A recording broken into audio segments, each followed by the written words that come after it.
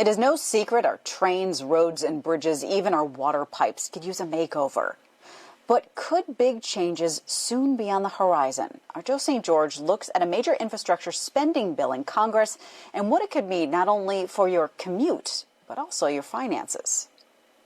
During the pandemic, you have seen crowding on buses.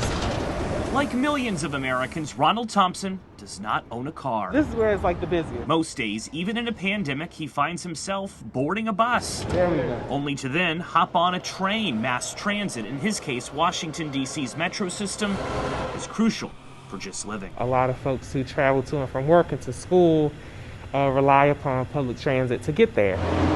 We'll expect debates over trains, buses, streetcars, and yes, bridges and roads to take place in the coming weeks. That's because Congress is debating behind the scenes how to introduce a major infrastructure bill to address the rust that's accumulated across the U.S. According to the American Society of Civil Engineers, it's estimated a water main break happens every 2 minutes.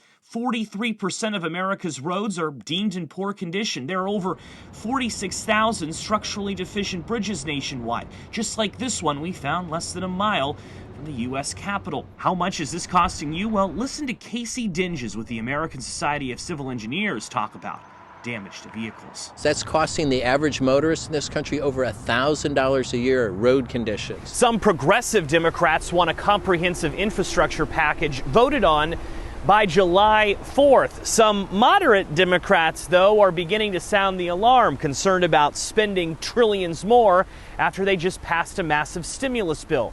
But one reason transportation advocates are optimistic is President Biden. It is going to happen. John Robert Smith is with Transportation for America and has been lobbying presidents for years. He believes the fact President Biden took Amtrak nearly every day for 36 years will be a key reason something changes, particularly when it comes to trains. For passenger rail, we're so lucky to be working on the president's favorite project.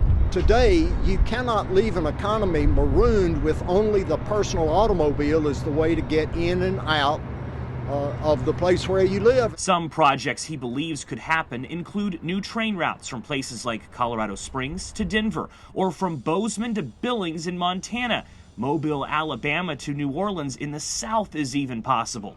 As for Ronald, he just hopes Congress does something bold soon, beyond fixing a few potholes. How do we fund the things that we know work? In Washington, I'm Joe St. George.